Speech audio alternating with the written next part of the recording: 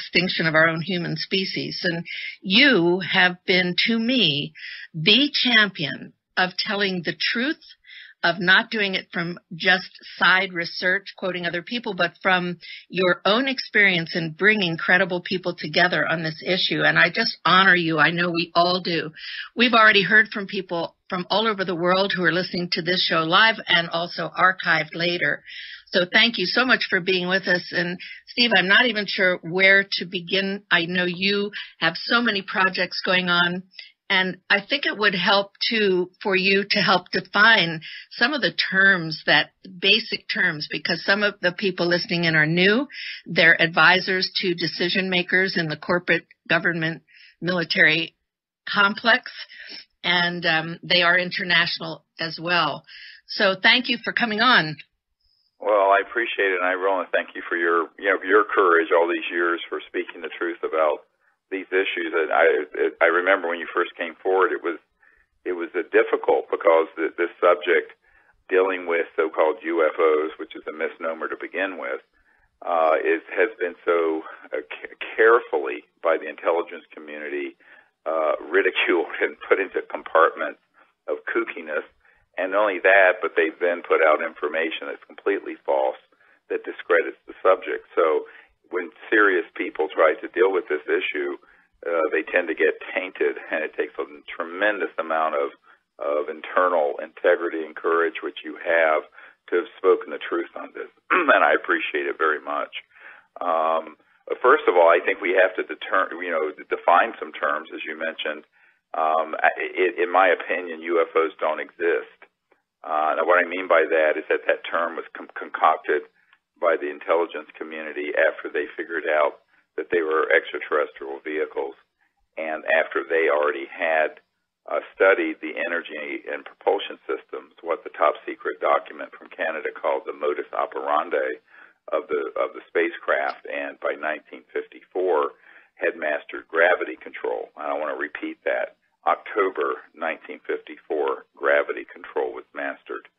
And what that means is there's a huge amount of confusion in the public and even with the political leaders on what's ours, what's extraterrestrial, and who's doing what. And to sort this out has been literally 25 years of research and, well, frankly, over $10 million of my own funding and income gone into trying to figure out who is doing what and what the real truth is. And most of the information that is put out to the public on this subject is disinformation that's been carefully designed, as you rightly pointed out in your testimony, that Werner von Braun warned us would be a sort of fear-mongering paradigm about the issue about intelligent life in the universe. And I think that if anyone wants to, they can go to our website, SiriusDisclosure.com. It's SIRIUS, like the star system, disclosure.com. And you will see that we have links to several dozen military and intelligence and corporate witnesses like Carol Rosin.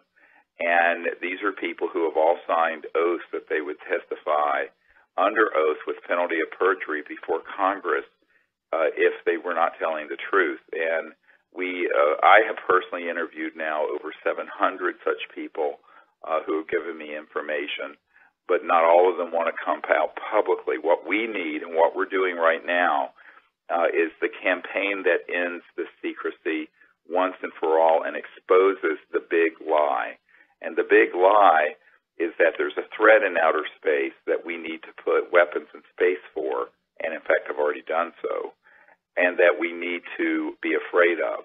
One of the big problems has been, in my opinion, Carol, is that the whole UFO subculture has become so whacked out with conspiracy theories and rubbish that the truth has been very hard to get to. Back in 1994, I began to have people who were deep inside the national security state, provide information to me who have since, some have come forward and some have not, and like yourself have come forward, that in fact for decades, dating really all the way back to the 1950s, they had planned to use this subject, and I'm quoting from a CIA document I have here from 1953, for its psychological warfare value. Let me repeat that, for its psychological warfare value. So, and this is an uncontested CIA document that I have. So when I began to do briefings for high-level people like the director of the CIA for President Clinton and the head of the Defense Intelligence Agency, the three-star General Patrick Hughes, and Admiral Tom Wilson, who was the head of intelligence for the Joint Chiefs of Staff, members of the Senate Intelligence Committee, and others, what I found is that there were two categories of people in government. One were people who were part of a very deep project, which we call an unacknowledged special access project, that was illegal, unconstitutional, and had gone completely rogue. And that happened in the 50s on Eisenhower's watch. The other were people of similar rank. It could be the President of the United States. It could be a senior senator on the Intelligence Committee. It could be a three-star general. It could be the director of the CIA. And those people were deliberately being lied to because they were analyzed and found to be not willing to go along with the agenda of the secrecy. And the agenda is to withhold from the public the truth that these visitors are here, and number two, that if they are here, to start putting out false information through the UFO subculture of abductions and mutilations that they are a threat to us, so that they could finally spring something I think is now being fast-tracked, which is why I'm on your show, and that is a cosmic false flag operation. And they have also withheld this information because the technologies behind how these objects move would completely give us free energy for the Earth, eliminate all poverty in a generation, clean up the Earth's environment in a very rapid manner, including the ability to reverse all toxic, radioactive, and chemical waste. These technologies we have, and the taxpayers of the United States have spent upwards of $8 trillion that have been confiscated into these unacknowledged special access projects. So a USAP, or Unacknowledged Special Access Project, let me explain how it works, because that's the title of a new movie we're working on, and we need everyone listening to go to SeriousDisclosure.com, and even if you give $1 or $5, the price of a latte, and help us do the research and do this expose, we are doing a full-length feature film and also a book at the same time, and we're planning to do a global concert event. We're looking to have 1 billion people look at this when we launch it early next year, that exposes the truth behind these USAPs, not only what they're hiding, but also what they're doing to deceive the public, and more importantly, to bring out the technologies that would give us an entirely new civilization on Earth. So the title of the movie is Unacknowledged, and it comes from the first word of what a USAP is, an Unacknowledged Special Access Project. And let me just explain how this works. So this is something that the average person, in fact, many people in government don't even understand it. It works this way, particularly in Congress and in the White House when they first get in. I'm sure after some time they realize that they've been had, but initially they don't. And actually right now we're reaching out to both presidential campaigns to bring them up to speed on this. But an Unacknowledged Special Access Project, as you know, Carol, is one that is not supervised by the legitimate overseers of the democracy or of any government, whether it be in the United States, Canada, the United Kingdom, Australia, or for that matter, Russia.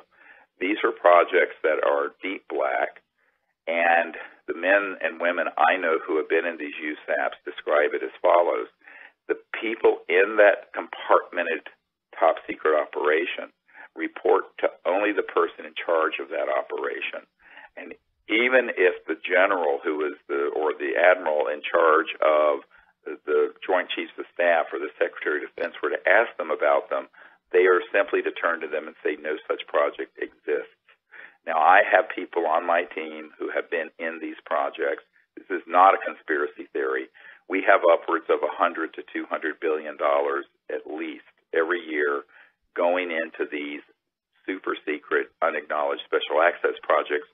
And the way that they operate is, quite frankly, without any accountability to the people, but also without any accountability to the government oversight capabilities, which means that they are illegal and they are rogue.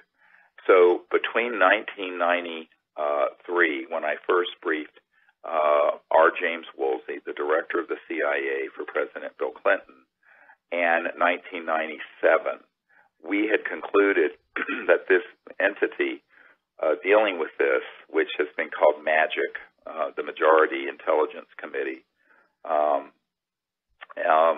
they have been operating since at least the 1950s without the full oversight of the president or the consent of the representatives of the people in the Congress, and that they have then replicated that model throughout other countries.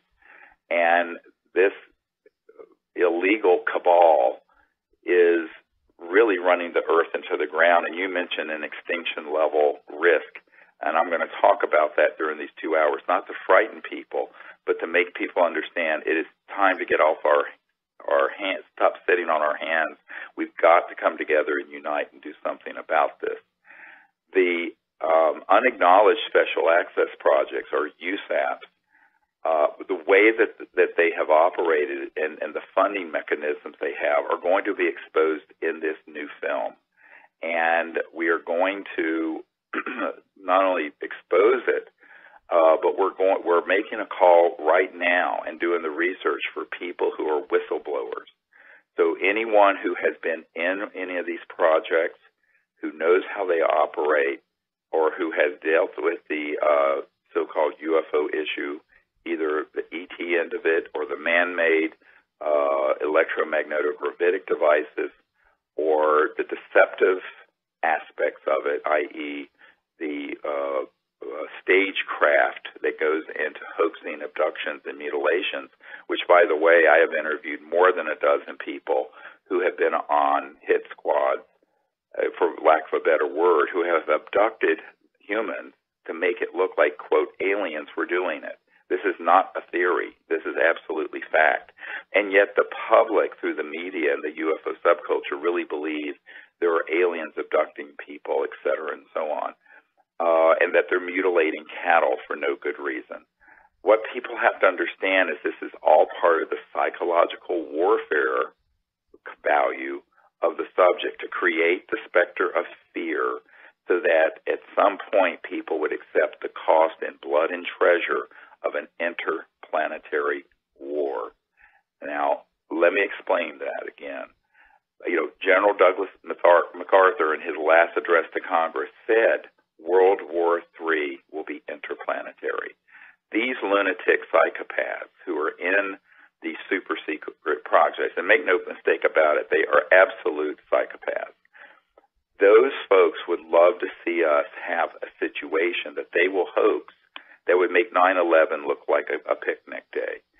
And the movie Independence Day is just sort of a script that's being put out to sort of give people a sense of it. In fact, the new trailer for the new Independence Day actually has an Army recruiting part of a logo on it, and it almost looks like a recruiting video for the U.S. Army. And they're using the official seal of the U.S. Army. It's almost unbelievable. You should look at this new trailer if you haven't seen it for this movie Independence Day. So the script is, the narrative that they started creating in the 50s, now this is when I was born in 1955, was to create a long-term plan where we go from the Cold War to global terrorism, which you said in your testimony, Carol, if you remember, before 9/11, we did the National Press Club event, which had hundreds of millions of people around the world who saw it, for the Disclosure Project on May 9th, 2001, and then on September 11th, 2001, we had 9/11. And this has all been manipulated by people who want to keep the fire burning and the funds flowing into these psychopathic, hungry, warmongering sectors that have really gone rogue. And they need to be exposed and stopped before it's too late. Well, I'm so grateful because I had tried for years to get the message out that Werner von Braun, who was my mentor, vice president of Fairchild Industries when I was a corporate manager, had shared with me when he died in 1977, that statement that I gave in the Disclosure Project, which people can see with all the testimonies that Stephen put together on disclosureproject.org. All of those testimonies are there on YouTube as well. I couldn't get it out. It was blocked. I was allowed to talk about it, seems, at different conferences because I had credentials from being a corporate manager of an aerospace company, space and missile defense consultant, and so on, to different organizations, industries, even to the Space Command intelligence community. I've addressed those people and the Senate and House, but mostly about the fact that there is an alternative game plan that we can play, which you also go into. I know we will later. What is it that we can do instead of escalating this war game into space and this mentality? And as von Braun would say, the technology that you talk about is an extension of the mind. What are our choices? So with you putting all of this together, this is incredible for people to hear now that none of the ETs are hostile. I know we have gotten ridiculed for saying that. Could you go in a little bit more about that? Well, what I say to people is that this is part of the big lie, is to present that there are good ones and bad ones, and we need to unite around and have this sort of interplanetary war. Ask yourself who would benefit from this Manichaean world, the military-industrial complex. The way that demagogue sees power is through fear. Fear is how you control the masses, whether it's through religious demagoguery, political demagoguery, all the different isms out there. It has nothing to do with freedom. It has to do with controlling the masses. So the ultimate way that you would control a planet would be if you had these sort of global aspirations for a militaristic planet, which they do, is to have a threat bigger than a few thousand, terrorists running around in the Middle East. You need to present a bigger problem. And so that's what they have concocted.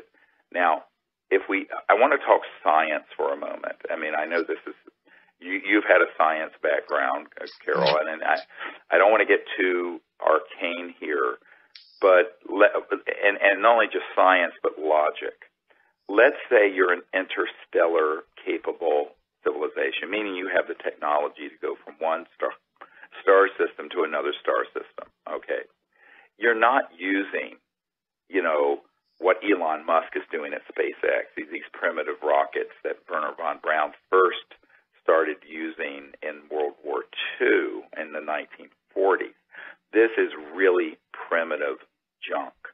All right, you're dealing with trans-dimensional physics, physics that go beyond the crossing point of the speed of light, and that allow for objects to move from one dimension through other dimensions from one point in space-time to another point in space-time. Let's say a star system in the Andromeda galaxy that's 2.5 million light years from here. Well, at the speed of light, it would take 2.5 million years to get here. You couldn't do it. No one's going to live 2.5 million years. So the physics behind this, by the way, are very well understood. We understand them.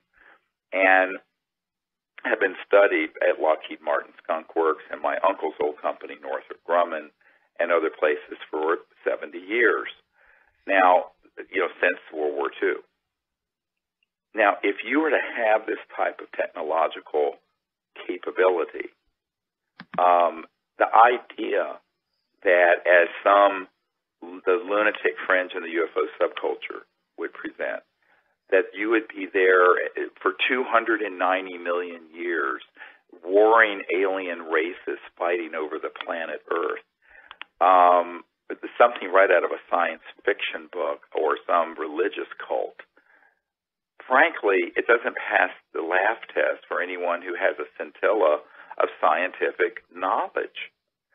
How in the world would any kind of conflict go on for more than a fraction of a second if you have technologies that enable you to go beyond the speed of light, beyond the speed of electrons and atoms. We're talking something much more powerful than a hydrogen bomb. Your level of technology, your level of understanding space and time and matter transcends the atomic level and the nuclear level, for goodness sake. So anyone who had a hostile, violent orientation, well, look, about the time we detonated the first atomic bomb at White Sands and the first hydrogen bomb at Bikini Atoll in early 1950s, it would have all been over. It would have been point, set, match, done. So the technologies that an interstellar civilization possesses, if they were put towards violent warfare, would result in the complete elimination of an entire planet instantly. I'm not talking about a city, an entire planet. So the idea that there is some sort of a Star Wars shooting war between planetary systems out there, look, it sells great movies, it sells great science fiction, it makes for great religious cult sort of belief systems in some cults. It has no basis in science, in fact, and no evidence for it. And yet, that's what's being sold to the public. And I think that one of the problems is that no one with a scientific background is talking about what I'm discussing right now, is what would the weapon systems look like of a, quote, hostile interstellar civilization? Well, my friends, let me tell you, I said this to a colonel at Wright-Patterson Air Force Base where the Roswell remains were sent. In fact, he was in that division. And he brought this issue up. I said, sir, with all due respect, Colonel Canola, given the galactically stupid things we have been doing, shooting at these objects using scalar Tesla-like electromagnetic weapons to knock them out of the sky. That's what happened at Roswell, by the way, and at other places. If they were hostile, it would have been over, point, set, match, done 60 years ago, 70 years ago. So I think that people love to have someone to hate.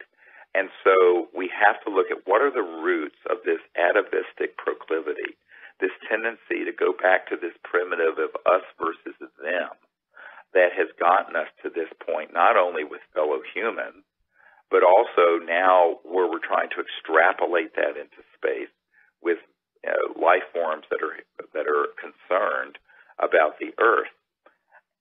I think it has to do with the fact that as primates, we're 98% identical to chimpanzees and gorillas. There is this tendency to be afraid of otherness and then to organize into troops and to engage in warfare, which actually chimps do.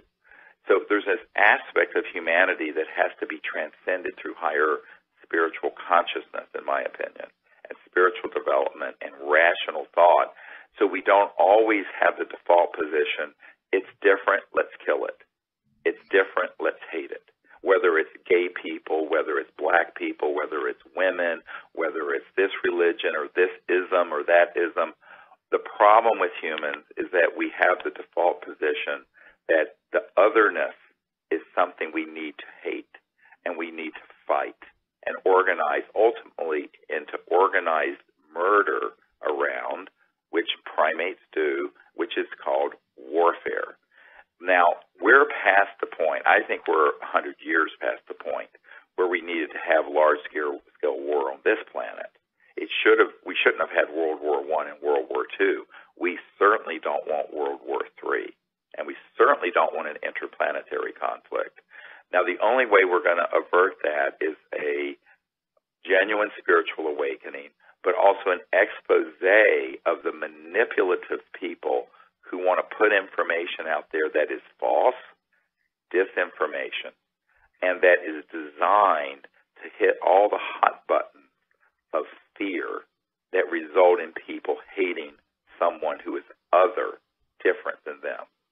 And this is something that, as an emergency and trauma doctor, I would see people come in over the most trivial things where the guns and knives would come out because of some small conflict.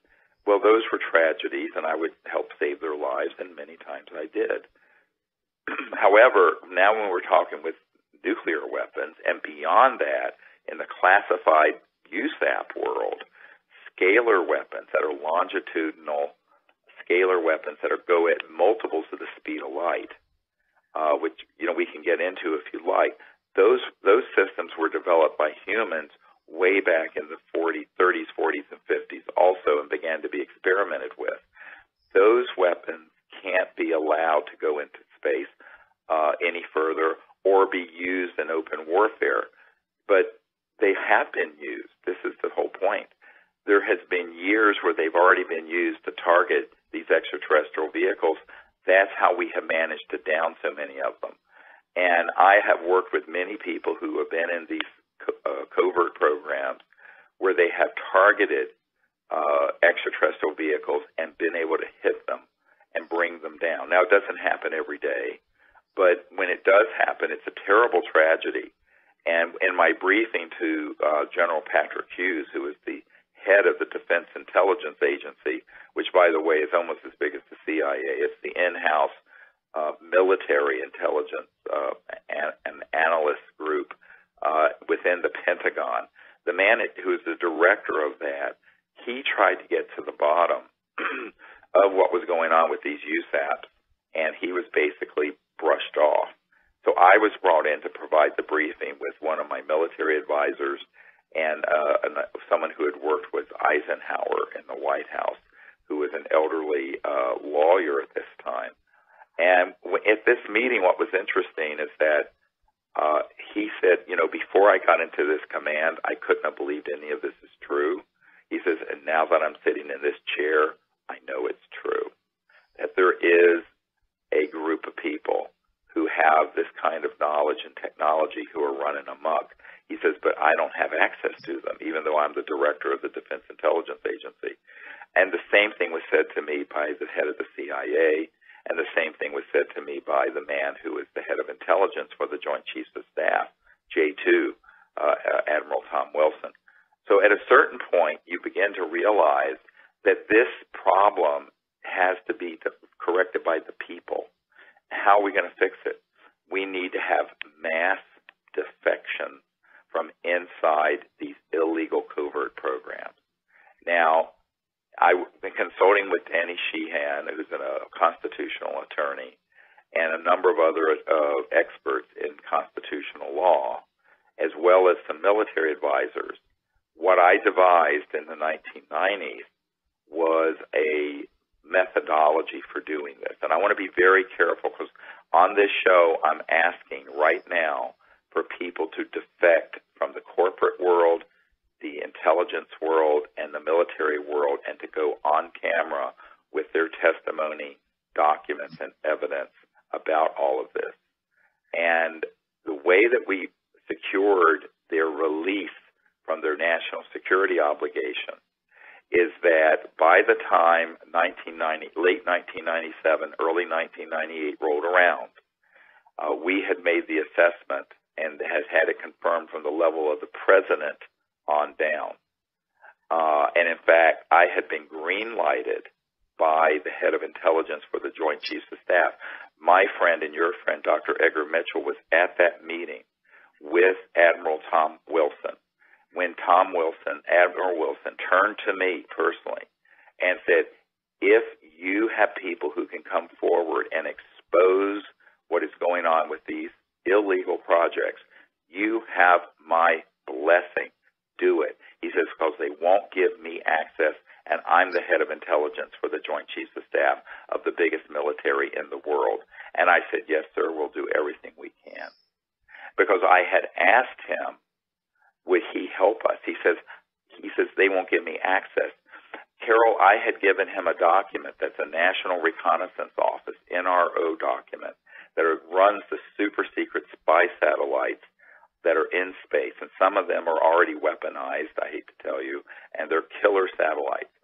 Well, he said to me, look, the admiral in his office in the E-ring of the Pentagon said to me, I found one of those compartments that he recognized the name for it on this secret document that I had provided to Obama and to him and other people.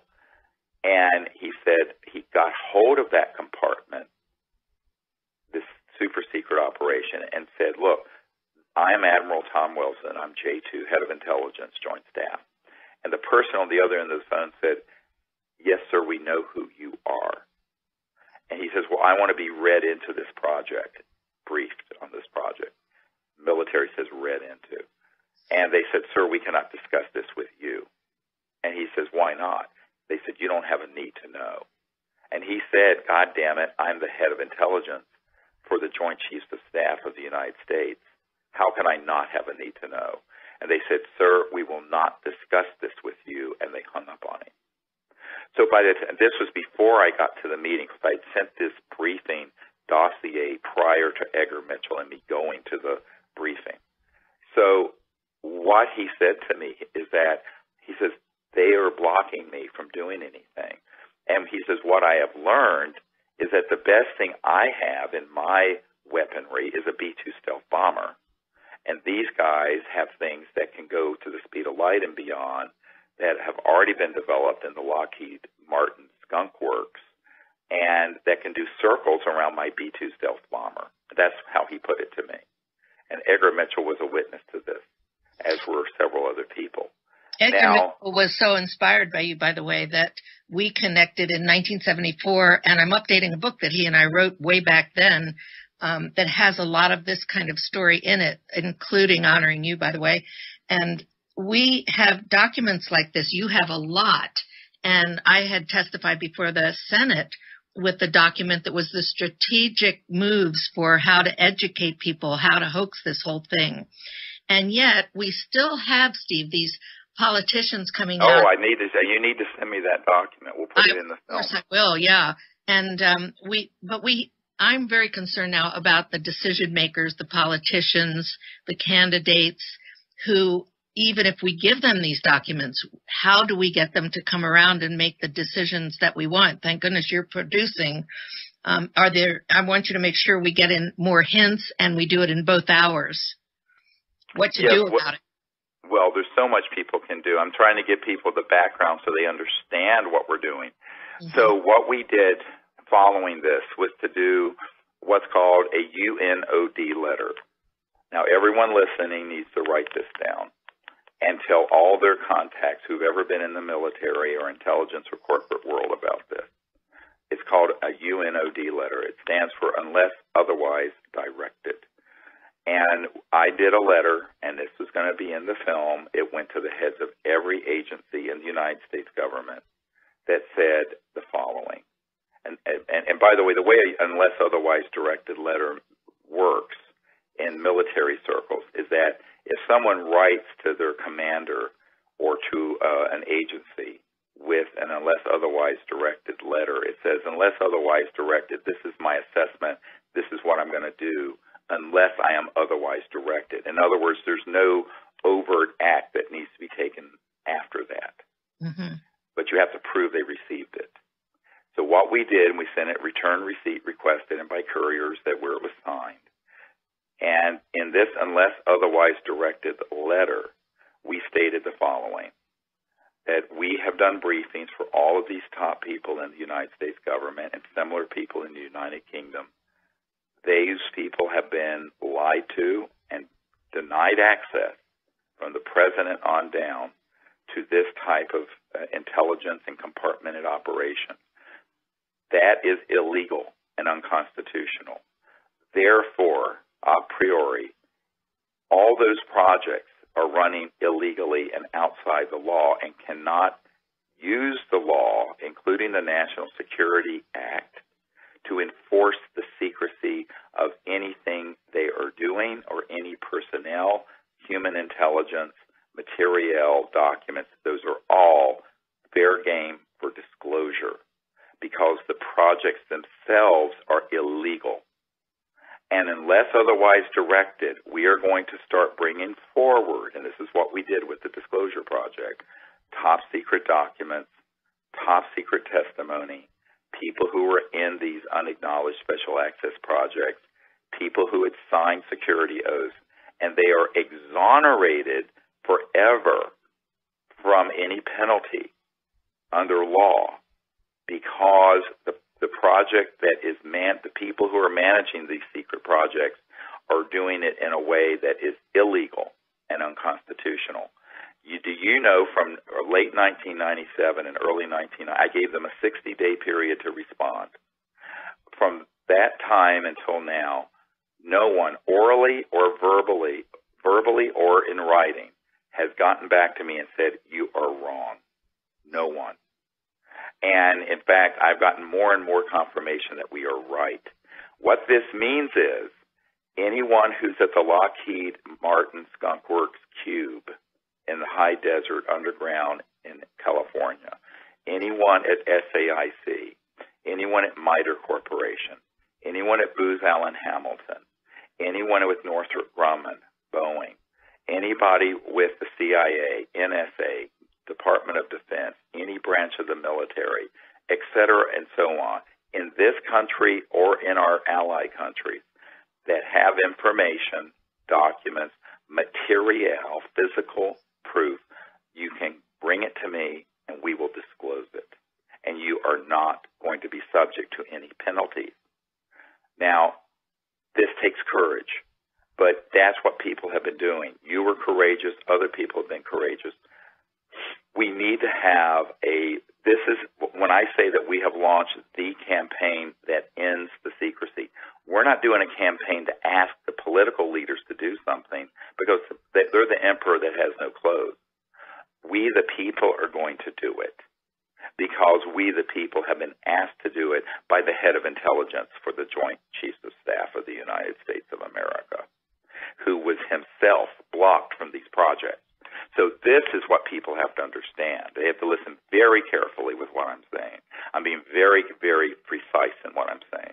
So this unless otherwise directed letter has never been contradicted, ever, and nor can it be. Because if anyone tried to enforce the National Security Act on anyone coming forward with this information, we would take them to court.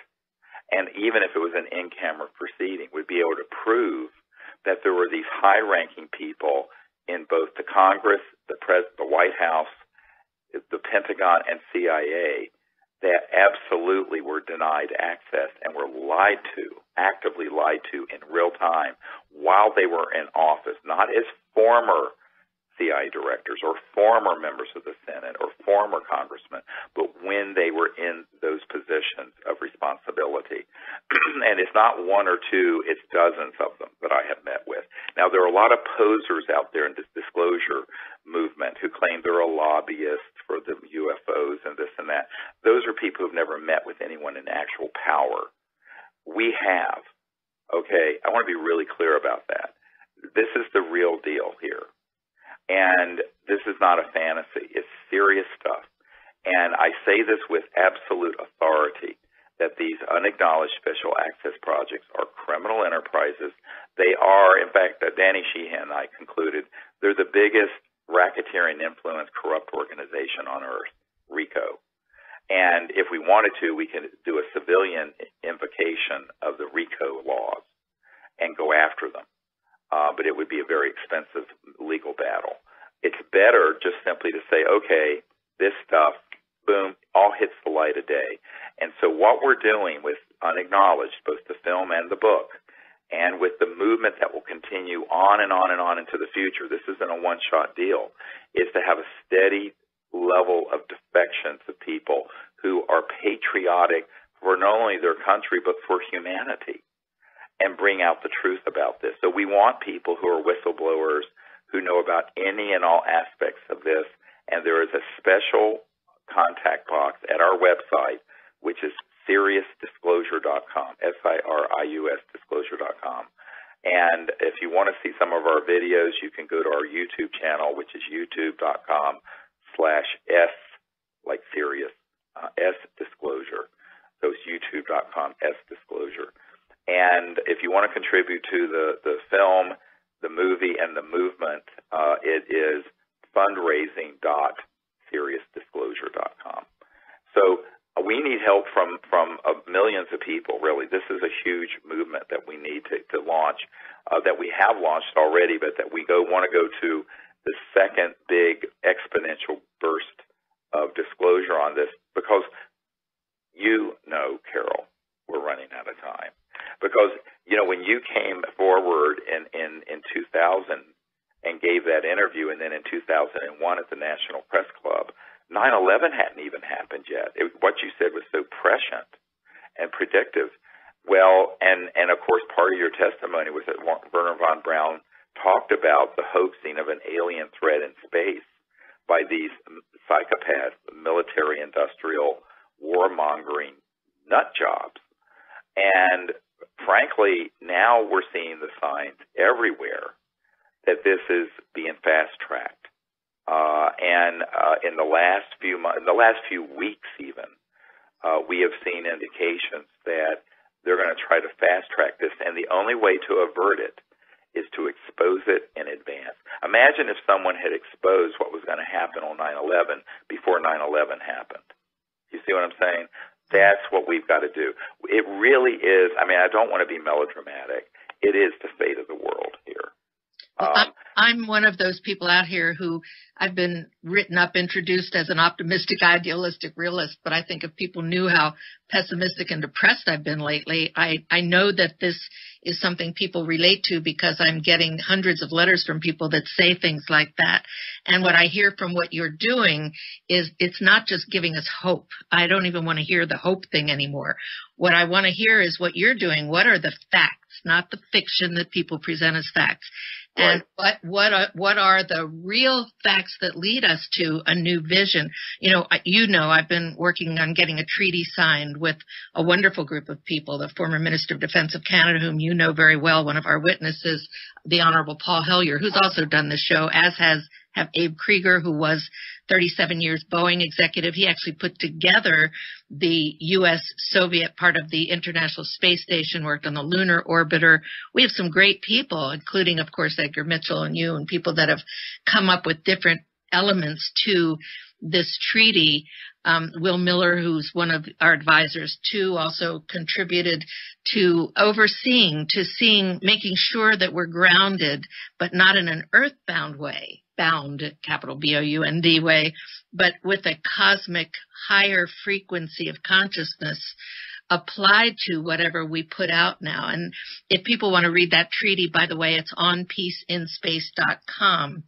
And we also, you have books I want to mention that people can get that have a lot of the background, including a lot of the testimonies. Disclosure, your book that is the disclosure book, Extraterrestrial Contact, The Evidence and Implications, Hidden Truth, Forbidden Knowledge. These are great background books. There's another one by Susan Babcock that covers a lot of this, called For the Children. And these are some background pieces. That one has some of my personal story in it too, but leads to where we're going with this, which is the truth-telling of this issue, unlike it has ever been told before, right, without all the garbage that's, I think, is just the myth and legends, the things that people have quoted and pushed through the ufology kind of community, or the peace groups too, where they're blaming, the Nazis run the space program. Of course, they're all dead, but I mean, it's so much disinformation. And I think people also have to understand that there's been a long-term psychological warfare plan that has been worked very carefully by these folks to set up the psychological foundation for people to be afraid of or hate anything from outer space. It's been done through Hollywood, it's been done through video games, it's been through science fiction, but it's also been done through the UFO subculture, and it's been done by staging events. We know for a fact that a number of things have been staged that have been made to look like they were, quote, alien, that were 100% human. And this is done all the time. And I had a guy who worked for NASA said, oh, yeah, he says, if we have a classified object that's one of these anti-gravs and something happens, we'll just stage it and make it look like it was an alien thing that happened. And people will believe it because people don't understand what the head of the Lockheed Skunk Works, Ben Rich, said, what he meant when he said that we already have the means to take ET home. That, for decades we have had classified technologies that are in these unacknowledged special access projects that enable humans to have extraordinary transportation capabilities. And these technologies are real. It's not mythological. And they've been abused because guess what? Nobody is supervising it. The people don't know about it, and the people's representatives, except for a few that are on the inside, know about it. And the ones who have betrayed the public, who are representatives, they lie to their fellow representatives. For example, there is a Senator, John Warner of Virginia, who has been on this committee, this secret committee, who then would turn to his fellow senators and say, oh, pshaw, there's nothing to it. And I know for a fact this happens every day. I go to briefings. 2.5 years ago, I was at a meeting in the Great Barrier Reef where I was presenting this to 120 world leaders, and there were people there from the oil industry and the military-industrial complex who were embedded just to go behind my back to anyone I provided this positive evidence and proof of all this, and say, oh, no, this is all not true, and if it were true, I would know about it. And since I'm your buddy in this elite group, you'd believe me, wouldn't you? You see how it works, Carol? It's all affinity politics. So I think people have to understand how this secrecy, and we're going to expose in this movie how this secrecy has run and what the agenda is, and then we're going to show what the truth can do. What's the point of exposing all this? Well, if we expose it, maybe we can avert World War III, number one. Isn't that a nice idea? Number two, maybe we can go into space only peacefully and have peaceful relations with these interstellar civilizations, which is the whole purpose of my work, is to create a higher consciousness and a higher understanding of an enlightened civilization. Maybe we can bring these technologies out to benefit the Earth's impoverished masses and to save Gaia from environmental destruction, so we don't have another Fukushima and we don't have to have endless destruction of our biosphere through fossil fuels and nuclear power, because we have something already developed that's better. And that's the other call I'm making. We want people who have operational zero-point or over-unity technologies. If you are ever going to come forward now. We have the backers to fund it if you need to have funding. Now, we don't want to hear of a theory. Don't contact me with a theory. I have file drawers full of theories. But if you have an operational system that is closed loop, meaning the output power runs the input power and it runs a net load of some significant wattage power, get hold of me absolutely immediately, and we have top people who will be in touch with you, and we will take care of you, and we will get this out and disclosed, and if possible, we'll have it in a stadium with the top artists and celebrities in the world in a celebration early next year, and we will disclose that new free energy technology to at least 1 billion people. That's what we're planning to do with this campaign. And we know they're out there, but people have to, again, step forward. It's time for people to understand we have a shot at this, because here's our choice. The choice is endless war and destruction on Earth, or we start a new civilization with a new consciousness that is based on the universality of our being conscious beings, and that we live together in peace and we transcend all these conflicts, and we bring out these long withheld sciences and technologies that would give us the means to live on the Earth without it being destroyed environmentally, and that we live with our neighbors in space peacefully, and we ban and keep all weapons and all systems out of space and develop what I called for several years ago, a Council on Interplanetary Relations of enlightened people who work on relationships with these interstellar civilizations so that they can only be peaceful. Now, let me talk about that for a minute. That is so important because, I have no doubt there are civilizations out there who, while not overtly hostile, if they were overtly hostile, we would have been done, but who are very unhappy with the stupid things that these covert programs have done on behalf of humanity. Now, we haven't consented, but still it's humans doing it. So we have some relationships to repair. We have to ameliorate as much as we can this sort of damage of 70 years of this cat and mouse game that's been going on Earth and in space dealing with the ET issue. And I think we need wise people on a council who will do this, Carol. And we need people who are going to understand what the stakes are, who won't give way to just blind hysteria and fear. So that's what I think we have to do all of this in the coming year or so in order to have a course correction for our civilization. The reason that I'm doing this American Freedom Radio show, Stephen, is to bring you on, because this is the update that all of us have been needing and looking for, and we have much more to do. By the way, the next hour, we're also going to cover this urgent timing. It is so critical. We're going to talk about some of the things that are going on, like the ballistic missile defense shield that just got activated in Europe. Imagine how we're antagonizing these enemies. Oh, my goodness.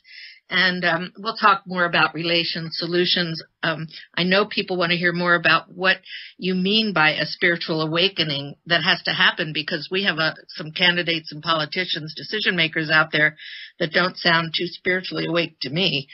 And it's kind of unnerving, because these are people that are going to be making some decisions for us, or how, in fact, do we get into positions where we do it. And, of course, coming through what you're bringing out, the operational technologies that are, Von Braun would say, is just an extension of the mind. And, of course, these beings that are coming from other places and other dimensions, other universes, are not coming here with fossil fuels. I mean, for goodness sake. So right, exactly. I mean, we're talking about technologies that are pulling energy from the fabric of space-time and zero-point field or quantum vacuum. These have been developed, and it's so exciting because think of the beautiful world we can have and could have had 100 years ago. And we're going to get into all of this and more, so stay tuned. We're going to take just a few minutes break right now, about 4 minutes, Stephen. We'll be right back with you. Awesome. Great. All right. Thank you. Stay tuned, everybody.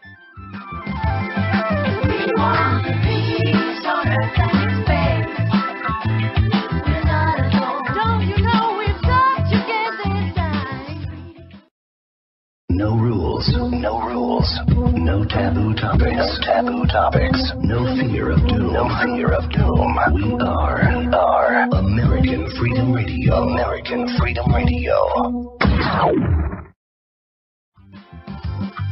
We want the peace on earth and in space. We're not alone. This treaty is the keys gonna open up the doors. Welcome back to the Carol Rosin Show, Part 2, May 13th, 2016, with the father of disclosure. Are we ever lucky? We're hearing the greatest update.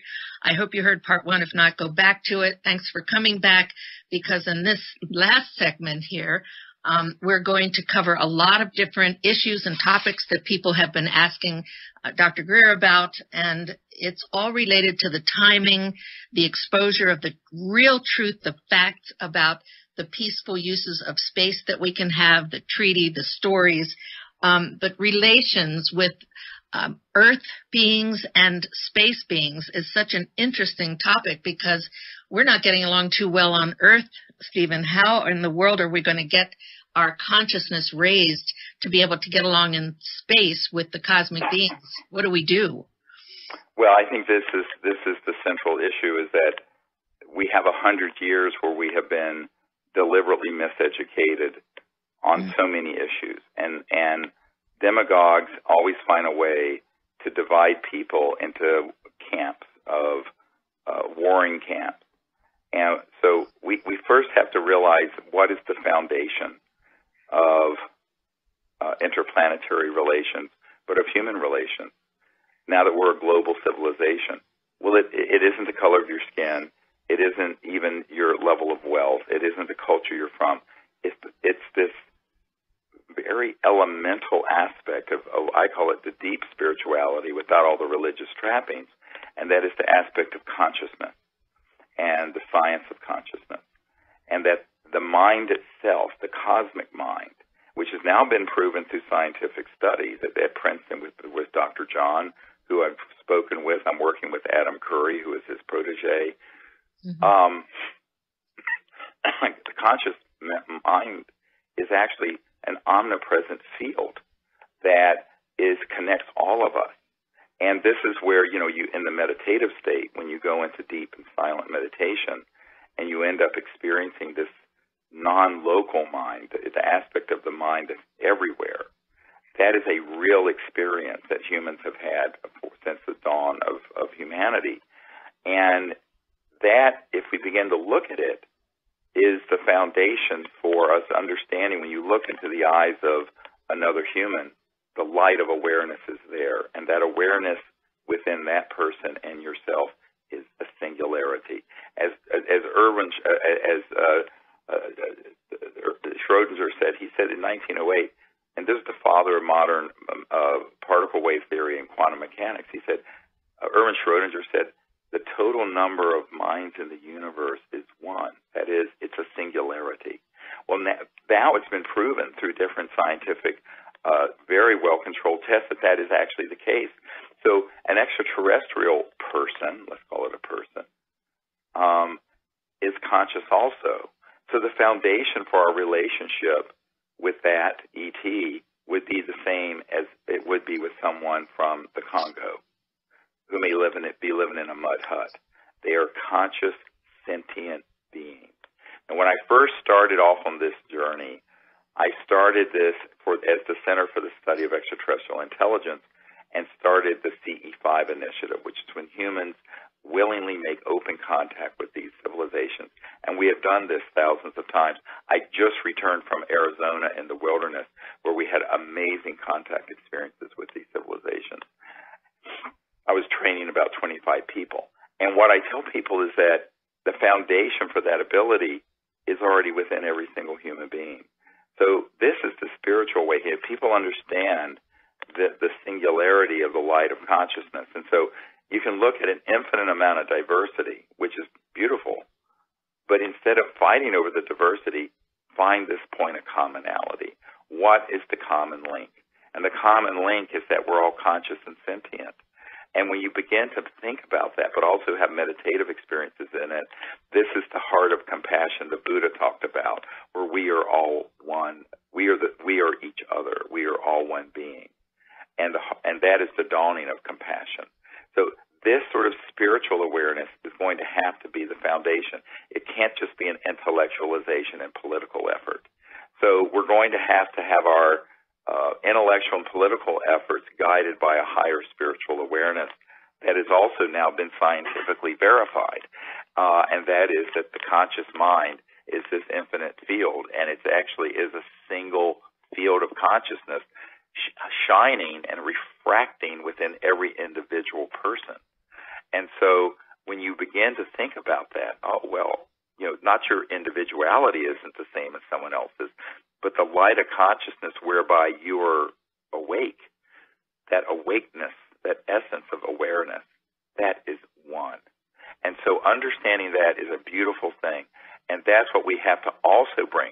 So imagine this, what we're wanting to do. Now, we've engaged one of the largest producers in the world of big outdoor concerts and festivals. Imagine early next year having, if we can find one, a free energy device on the stage. And then we have this random number generator system hooked to lights and consciousness on the stage that prove non-local mind, and an expose of all these secrets. And it's with the biggest pop stars and rock stars and celebrities in the world in a global celebration with 1 billion people watching. That's what we're planning to do, Carol. Oh, I'm picturing stage with all the stars and with all the people coming forward now that have worked so hard that are listening to the show on this issue. Yep. And Zero Point on the stage creating that whole reality. To me, that might be the only thing that also can flip, educate, give the experience to the presidents and decision makers of the world. Yes, of course. I mean, look, the leaders of the world, I've said for 25 years, if the people will lead and the mass consciousness change, the leaders will have to follow. This top-down business is a joke. And I have dealt with so many enormously powerful people, ostensibly powerful, who really don't have the power people think they do. And that includes the level of the president and these very high-ranking. The real power is with us. And so if we do the disclosure, if we bring out the truth, if we bring out the new paradigm, if we bring out the technology, then they'll go, oh, this is great. And then they'll provide, quote, leadership from behind.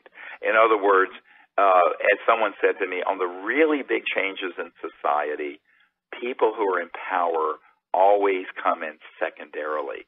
It has to be the people who bring it in first. It's a joke to think that these leaders are going to come together and say, oh, we're going to do this. That isn't how change has ever happened, ever. And if you study history, all you have to do is study the history of how big change. I mean, the civil rights movement didn't come from the presidency and Congress on down. It came from a bunch of ragtag people who were marching together in Selma, who had barely any funding, that grew into millions of people. And then the I Am a Dream speech, and Baird Rustin, who was this closeted gay black man who was the brains behind it, helping Martin Luther King put together that movement from a little church in Atlanta or in Alabama. So what people have to understand is that we now have to do that on a cosmic level. And that the idea that somehow it's going to be some magic thing where disclosure of all this and all this change is going to happen. No, those people will come along when we, the people, get our act together on this.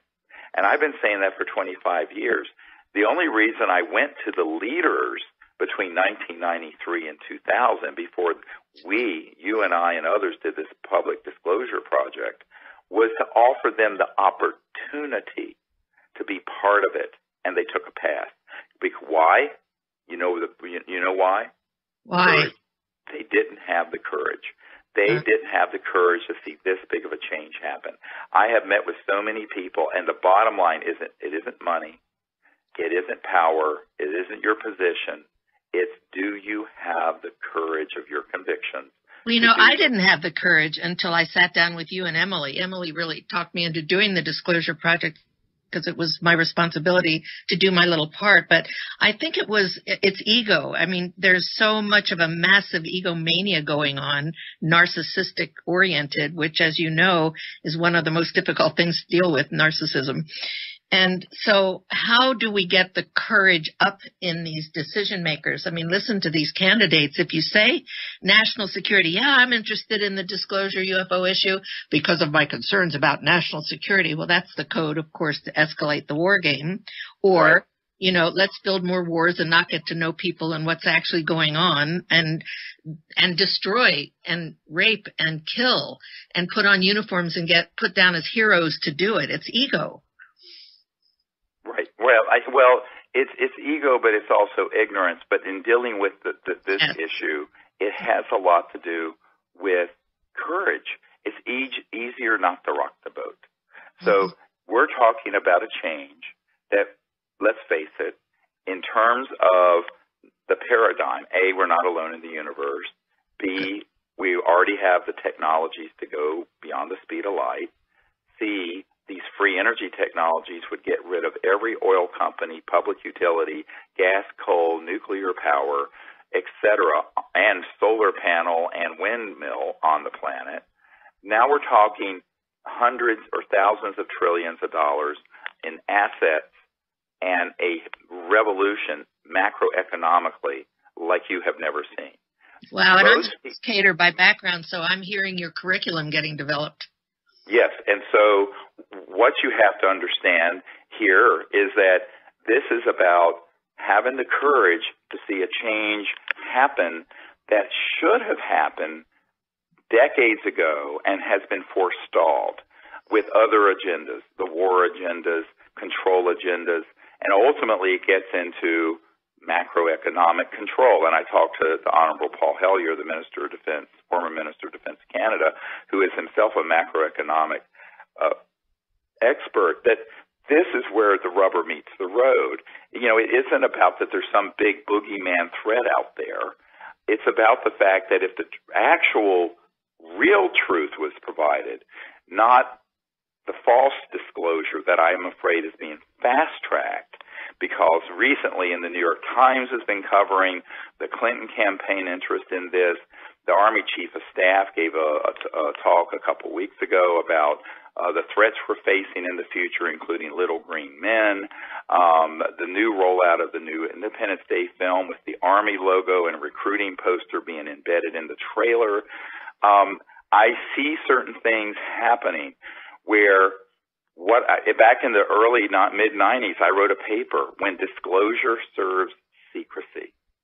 In other words, we want a disclosure that's truthful and that leads to a peaceful outcome and peaceful interplanetary relations, and the release for peaceful use of these technologies that could save the Earth's environment and eliminate poverty on Earth in a generation. It absolutely is doable, 100% doable. There are other people who want a disclosure that is terrifying, that would be like 9/11, that hoaxes a threat from outer space, and that further entrenches the current macroeconomic and military-industrial order. So you couldn't ask for a more opposite type of disclosure.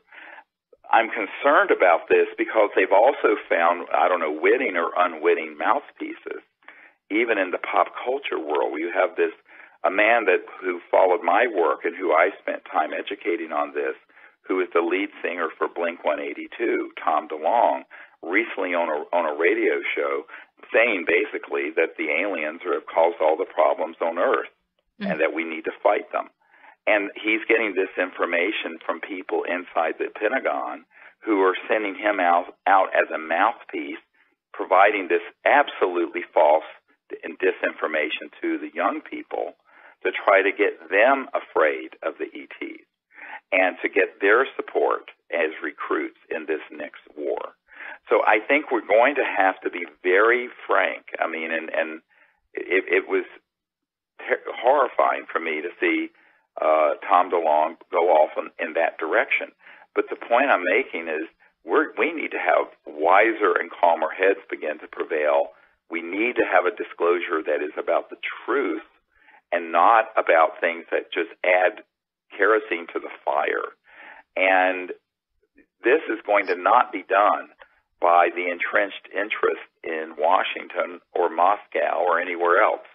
I'm skeptical in the extreme that this is going to happen except through a mass movement of the people. And by doing what we're doing with this campaign, a full-length, and by the way, we've come to an agreement with a major distributor for the film, so it'll be digitally pushed out in a way that's, Sirius, which went to #1 on Netflix, the first film we did a couple years ago. This is going to be 1,000 times bigger. And this is going to have all this information in it. And then we're planning to have a book that will be a New York Times bestseller book, we hope, that will be along with the book, the film. And that will then also be kicked off, both those, with this global celebration and concert event. And I'm hoping at that event we can actually feature an operational either LENR or zero-point energy device, low-energy nuclear reaction, the cold fusion, or free energy device. We're in search of one. Again, if anyone knows of someone who has one that is operational and not theoretical, And They that's need to get this hold of country or any country, by the way. any country in the world. We have a team now that's been stood up in the last 2 or 3 months that can fund, acquire, and open source. What we're planning to do is get the technology, acquire it, and provide it for free. There will be no patents and no intellectual property holdbacks, and it will be massively released to the public. These are concrete proposals and policies that if any of you are writing up policies or advising decision makers or candidates, please include them, because these are positions that are not being taken yet, that really what Stephen's describing are the opposite of the emerging threats that we're hearing about. I mean, you may have heard just even today, it was in the paper, ballistic missile defense shield that the U.S. has now activated in Europe. And Russian President Vladimir Putin, who reintroduced the treaty that calls for the peaceful uses of space. Again, you can read that on peaceandspace.com. This president of Russia has now changed the position because they have to retaliate. This is just part of that old game plan. And what Stephen's talking about is a whole new paradigm that includes the free energy, the most advanced space age technologies, and the courageously spoken concept that we are not alone. And this is how we're going to heal ourselves and our environment from the toxins, pollutants, methane, radiation, all of that. This talk that you're giving right now should really go viral. I hope people will hear it, because there is no threat out there. This is all manufactured. And those of us who are trying to tell this truth are being discredited, and we need help. So please contact Stephen and make sure that we all participate in this and put our input and ideas into it. Well, yes, and the thing is that the people who are the demagogues, who are in the intelligence community, they know how easy it is to manipulate people towards hate rather than love, or towards fear rather than open conscious acceptance. And it's manipulative. And I mean, look, we had 9/11 happen. What do? We go invade Iraq, that had nothing to do with it, and spend $2 trillion, create tremendous instability in that part of the world, and now there's ISIS. So but that's done deliberately. In other words, these sorts of things are done deliberately with very well thought through advanced planning by these monstrous interests that have at their core a need to grow militarism and war, because it is one of the biggest industries on the planet. If you take oil and war making, those are the two biggest industries on the planet. So these are all need to go the way of the dinosaur. But in order for those sort of enormously powerful interests to be transformed, it isn't going to be, I seriously doubt, it's going to be done by some sort of high-level meeting with world leaders. It's going to that'll happen when the people get on board a disclosure process that is the campaign that ends it, when the people who are inside these projects defect and begin to defect en masse. And which now we have proven legally they can do so with impunity, without any risk legally to them. And there's no risk to them personally if they do it correctly altogether, which is why they need to contact me personally as soon as possible if they are a legitimate first-hand witness to these operations, programs, what have you. And we also need people who are going to defect from the counterintelligence and psychological warfare programs. I have interviewed personally a number of people who have been on abduction and mutilation squads posing as aliens. This is true. Sounds science fiction. Because of its ability to seed panic and fear in the public about ETs. Now, when I first heard of this, I thought this has got to be a science fiction story. And then I met one person and another person and another person. The problem is I've had a hard time getting them to come out publicly, because this is the heart of the secrecy. If they can put out enough disinformation and stage enough events, and people say, when did the false flag event start? Well, when will it start? I said it started in the 50s and 60s. And they said, what do you mean?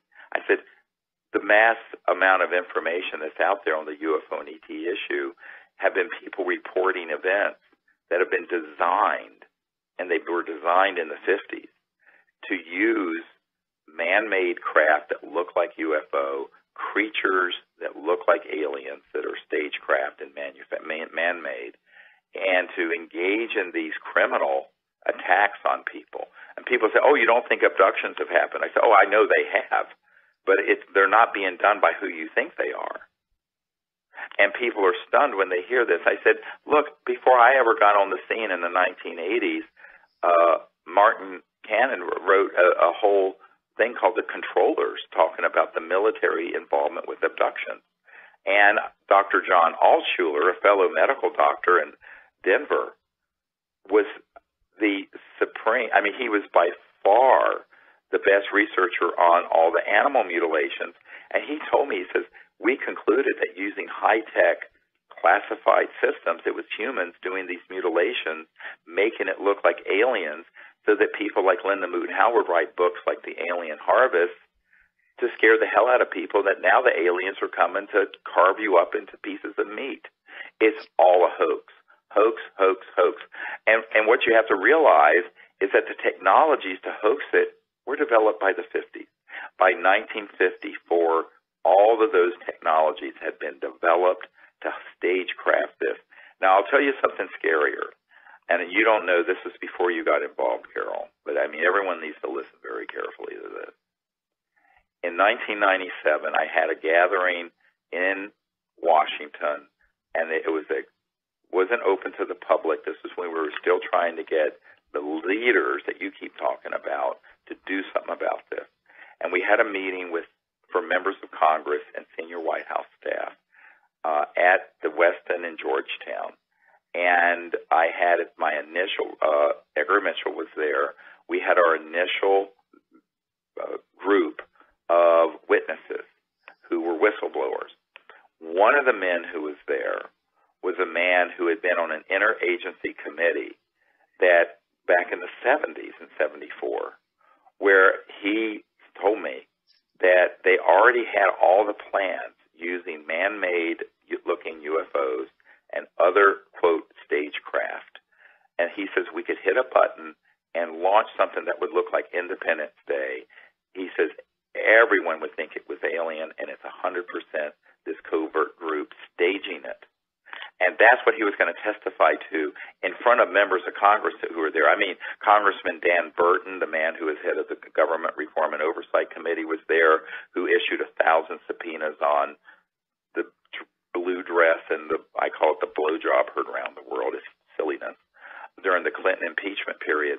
But he was there, all kinds of people from the House, the Senate, everything. The night before, so we had a meeting the day before so everyone could get to know each other and bond as a team coming forward and have the courage to do it. That night, one of his handlers from way back in the 70s and 80s surfaced, came to his hotel room, took him out to a secure facility out in Virginia, and basically forbade him and begged him not to give that testimony. So we don't have that testimony, but he told us before he was abducted and taken out of the hotel that this is what, and he says, my understanding is that capability was fully operational not only in 1974 when I was on the interagency committee, but well before then.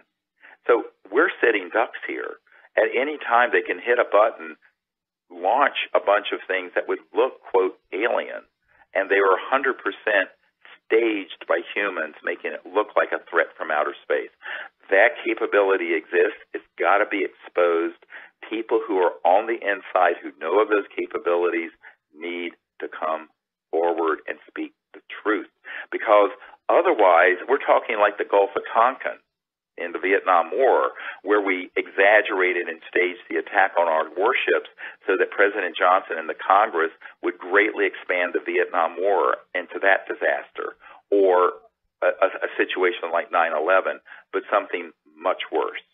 So I'm putting out a call. It is urgent that people who know of this, even historically have been involved back in the 60s, 70s, 80s, 90s, whenever, come forward. We need you to step forward. It is time to defang the monster, because here's what it is. I liken it to the Wizard of Oz phenomenon. You know, if you've ever seen the movie The Wizard of Oz, and there's this old crudmudgeon behind the curtain, and you pull the curtain back, and it's this old crudmudgeon pulling all these levers and scaring the hell out of Dorothy and all the animals. Well, guess what? This is the same thing. You got these crudmudgeons back there who are hell-bent on maintaining global domination and control, pulling all these levers, scaring the hell out of the people. But the problem is they really can scare the people and the people's leaders.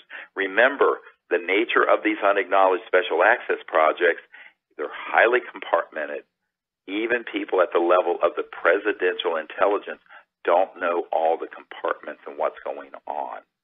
I have spent 25 years, this is like playing chess in 38 dimensions, trying to get to the bottom of how this has been structured, who knows what, and how it's going to be played out. And this is I'm sharing with you honestly the assessment we've made. Now what we need to do is have people who will come forward.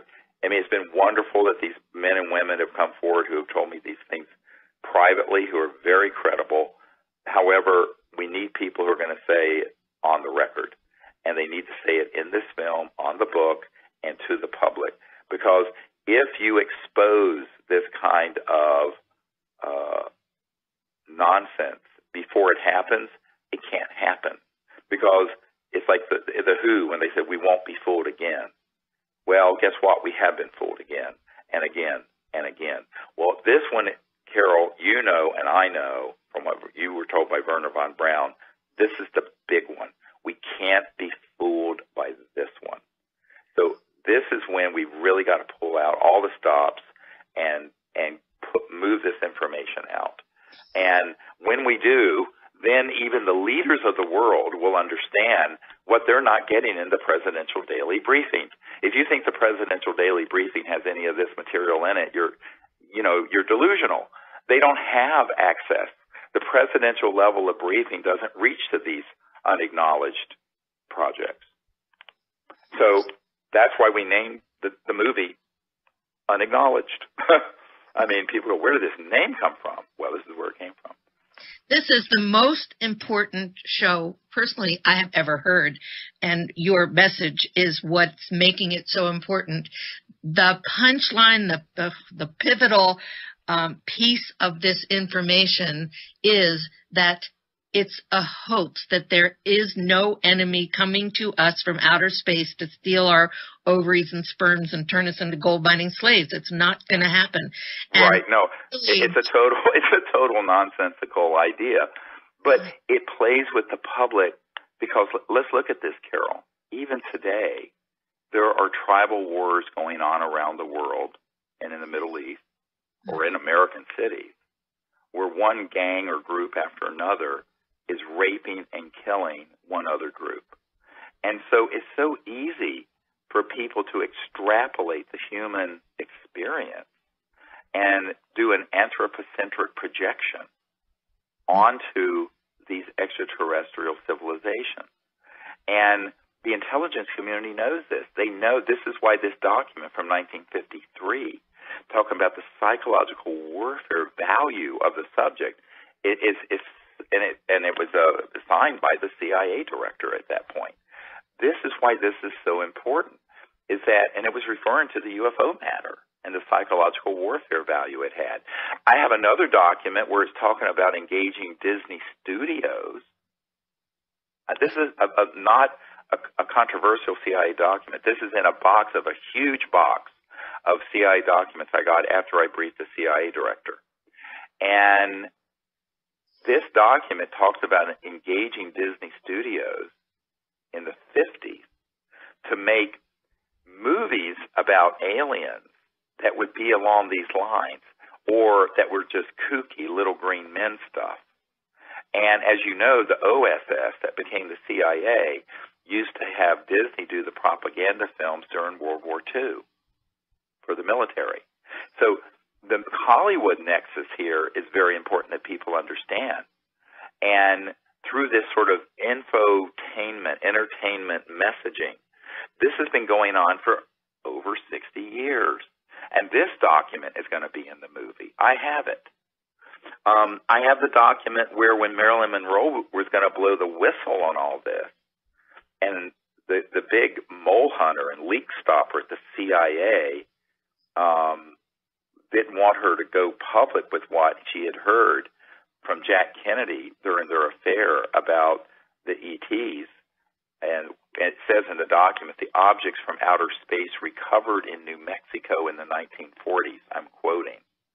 It's signed by James Jesus Angleton III. It's a top-secret document. It's 100% authentic. 2 days later, Marilyn Monroe is found dead of an apparent drug overdose.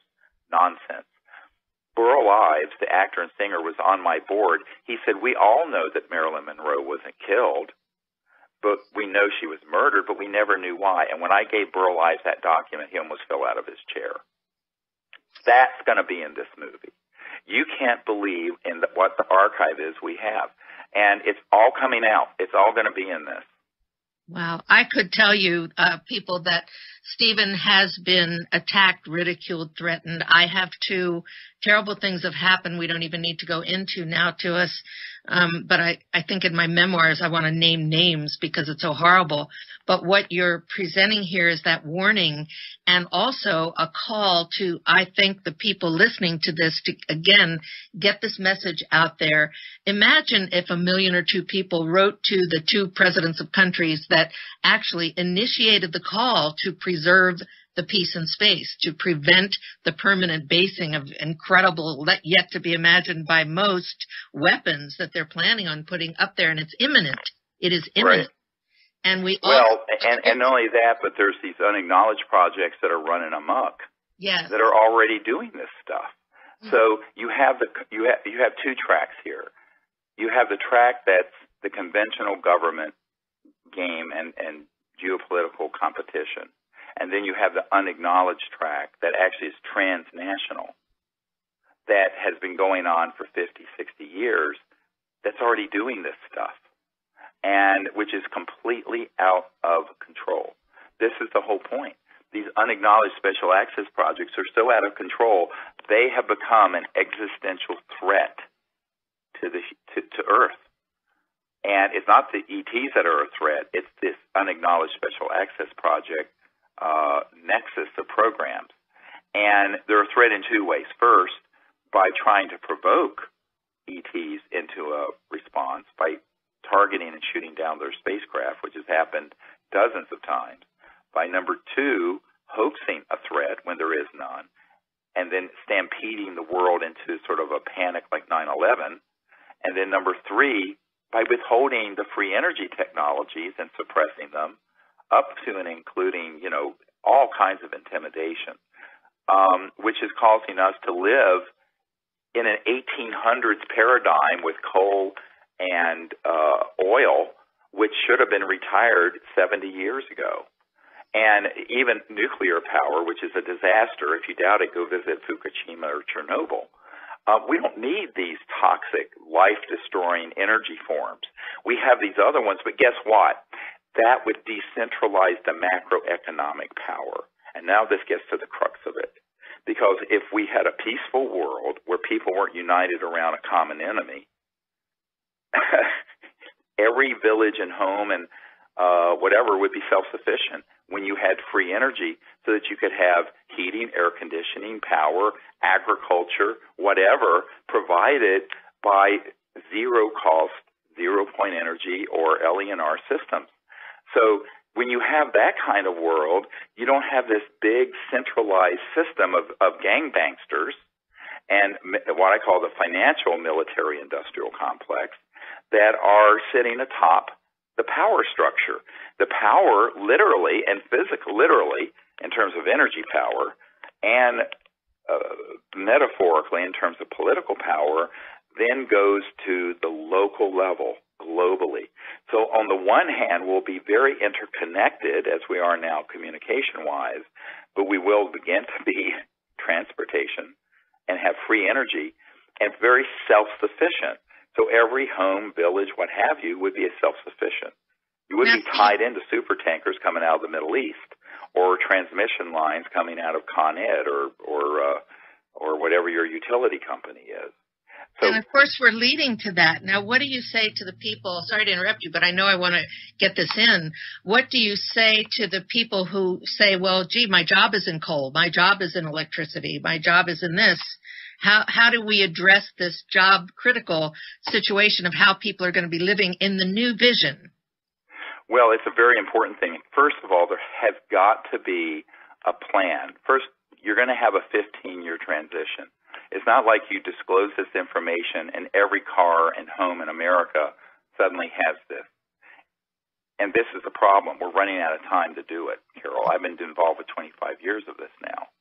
And if you look at the turnover for heavy industries, what I mean by turbines, jet engines, cars, refrigerators, those are on a 15-year cycle, and some are longer, the big industrial 20, 30, 40-year cycle.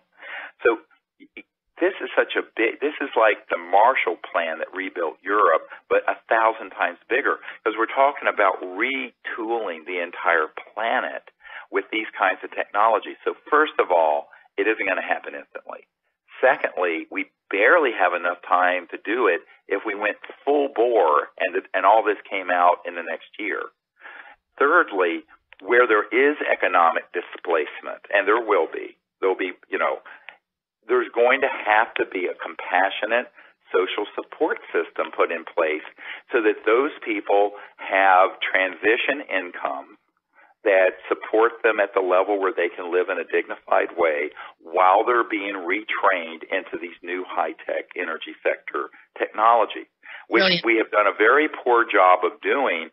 Look, I mean, it's sort of like saying we can't have the automobile because the people who made horses and buggies are out of business, or we can't have computers because Royal Typewriter went out of business. Well, Royal Typewriter did go out of business, but this is so large that we're going to have to set up a mechanism, and there's plenty. Look, when you talk about this kind of economic development, hundreds, thousands of trillions of dollars of economic wealth will be created when you have free energy, and you have the 50% of the world's population that doesn't even have indoor plumbing suddenly has this level of prosperity.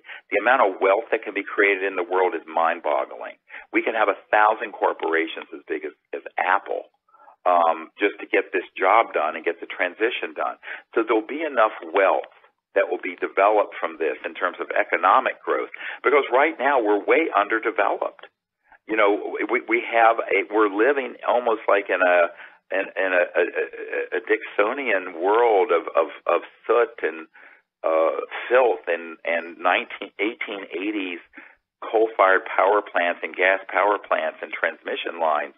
When we transition to this new system, the amount of wealth and prosperity will be such that I predict the average work week will go to between 10 and 20 hours a week. Full employment will be working 10 or 20 hours a week.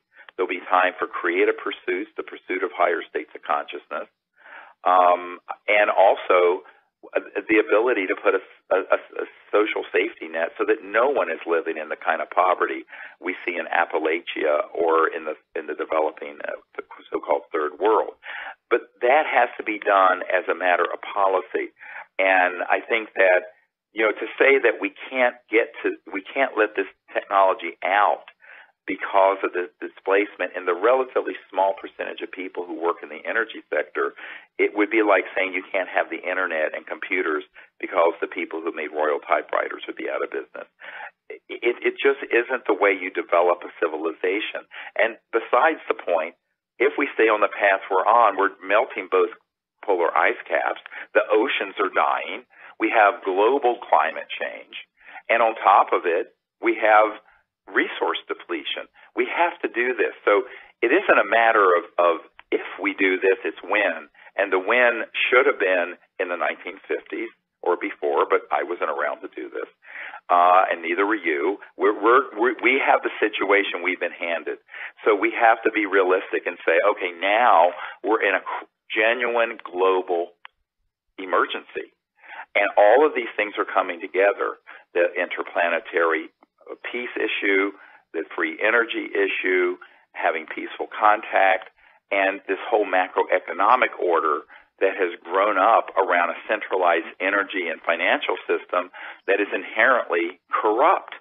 And I think that this all has to get transformed, and we need a lot of wise people who will be working on this. But the first step in it is to do this expose, get the truth out, get it disclosed, get the technologies disclosed, open source it. Our policy is if someone wants to be, if they have it patented and they have one of these devices, we have people on our team now that can make the arrangement to buy them out. I couldn't have said that 3 months ago, Carol. I can say it now. So that is what's exciting. There has been a huge sea change in what we're doing because of the people who've stepped into this network, because there are people all over the world in the last year that I've been meeting with who realize how much trouble we're in. And so the good news is that we have the ability to do that now. We have people out here listening then are getting very inspired. I'm getting notes saying we should be publishing, everybody listening, because not everybody in the world can hear this, and right. Not everybody has the capability. I mean, someone from Romania just wrote to me and said, our little village is getting ready for the U.S. Defense Shield. The military people are moving in. I mean, this is what's kind of still going on. It's the old earthbound game. And sure. you're talking about a whole new cosmic reality and policy. It's a higher level of consciousness that's based on the real truth and facts, not just disregard my advice of all of the conspiracy stuff. It makes me feel physically ill sometimes to hear it. I know.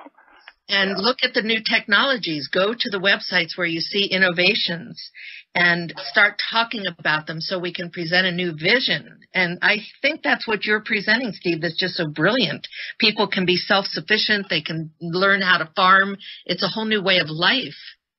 Well, with these sort of technologies, you could have in the Arctic an agricultural dome, because the energy would be free, where you could have tropical fruits organically being grown in very cold climates in the winter with no pollution.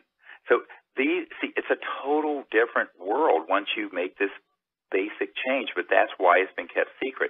You know, when I was at Lawrence Rockefeller's ranch, where he hosted the Clintons in the 90s, and you know, he took me out one night onto his deck where he had the original Remington statue of the Native American on horseback, and we were out there under the stars, and it was so beautiful. And he turned to me and he said, Dr. Greer, you know, the disclosure of all this, he says, the implications are so vast and so profound that no aspect of life on Earth will be unchanged. And I said, yes, Lawrence, that's why it's secret. It's because it is so. So, you know, it's axiomatic. The bigger the impact would be, the more the extreme secrecy, to the point of there being unacknowledged special access project operations, are stood up around the subject. So the ET subject, the UFO subject, the free energy, innovative technology subject, the 0 point, the LNR, those all have the same policies that are being run by these controllers. And that's what people have to understand. And the only way around it, I assure you, there is no president of this country or any other that's going to wave a magic wand and bring this stuff out. But the masses can. The people can. The people who have stumbled across this same science and technology, who have it sitting in their garage or lab, they can get it to us. We will support them, and we will bring it out, and we'll have every A-list celebrity in Hollywood at this event and the whole world watching. You want to refrain from the 60s, the whole world watching. Then it's over. It's a game changer, because we expose the false flag nonsense. We reveal and bring out these technologies, and we say, okay, all these games and nonsense, let those be of the past. Let's start a new civilization with a new consciousness beginning today. And it has to be a global movement.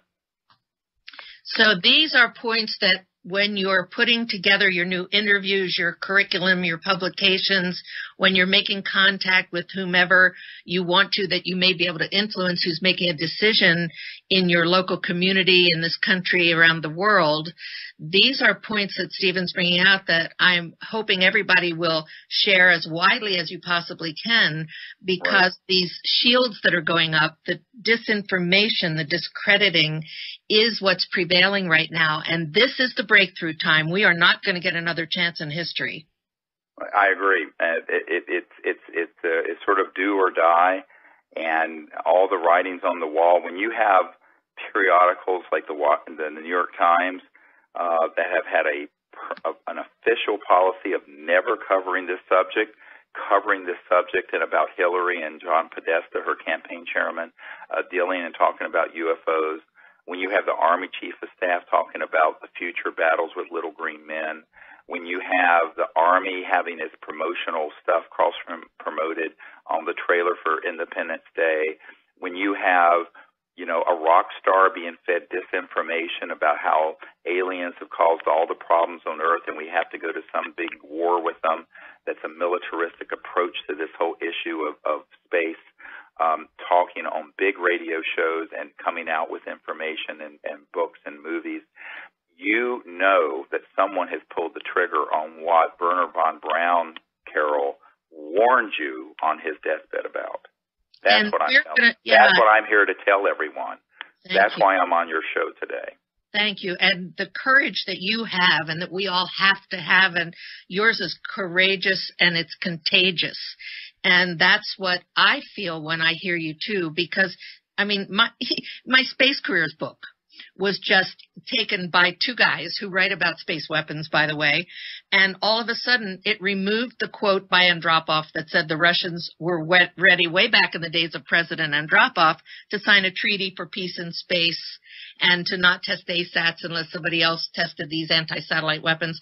That's all been removed, and now there's a new book that got updated with the title of my book without my permission. I've been erased from Wikipedia. There are little things that are going to happen to people that do come forward. Yep. But you know what? In a group like what Stephen's putting together, we're together in this, and that gives me and the courage and inspiration to keep going. Right, so thank exactly. You. Yeah. Yep. Now, what would you tell people as a quick summary for what they can do, where they can get in touch with you? Yes, well, we need everyone's help. Whatever you can do. And this is a publicly funded, crowd-funded campaign, and you can go to Sirius Disclosure, that's SIRIUS Disclosure.com, and help us, even if it's every little bit helps. You need to become ambassadors in your community looking for these whistleblowers who are military intelligence corporate people who know about this. We need people who are out there who are scouts looking in their own local area for people who are innovators in technology who may have stumbled across and have one of these 0-point or free energy devices and who need help getting it out to the world. We are the launch vehicle for that. We need people to be networking in their communities and bringing those things to us.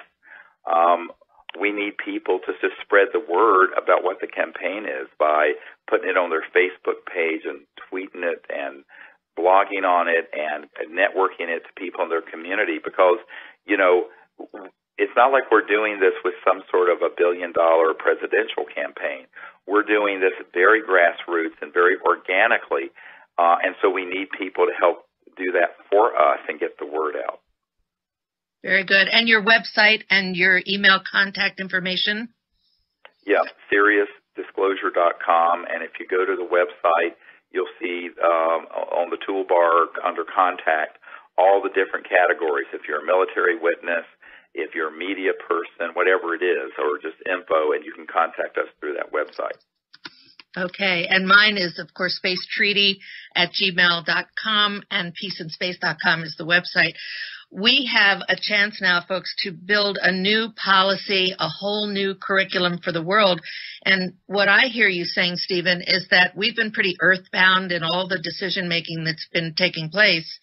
And we're transitioning into this cosmic reality, the truth that you have championed getting out, and that I hope we can reach the decision makers of the world with, because they're coming from that same old place as far as I can see. Right. And now, if we have a chance to build a self-sustainable life based on space-age technology and information, these are places where all of you can go. But I want to encourage people, too, to do your own publications, do your interviews, use this material, this truth that Stephen puts out so freely, and help get the truth out, because we have been fooled. There are a lot of people out there saying, how are we supposed to know that they're not peaceful, that kind of thing. It's just that you've been fooled, and it's time to wake up. The time is urgent. Well, the other thing, you can't prove a negative. But what I tell people is that given what we can prove we have been doing, targeting these ET objects and all the nonsense, the fact that you and I are having this conversation and breathing the free air of Earth is the proof that they're not overtly hostile. Because if they were overtly hostile, it'd have been over before I was born. So, you have to think of what the technological capabilities are of an interstellar civilization. And then secondly, even if you believe in the paradigm of, most ET civilizations could be good, there may be a few rogue ones, the solution isn't going to be weapons in space and warfare. The solution is going to be the CE5 initiative, this diplomatic initiative I started in 1990 to make peaceful contact, have rapprochement, and develop our commonality and have a peaceful, ongoing relationship. Either way, even if you're addicted to the paradigm of conflict, the solution is still the same. It's the same thing. And that's what people have to also understand. There is no solution to this through massive weaponization of space or warfare or conflict, because you're talking about technologies that are just extinction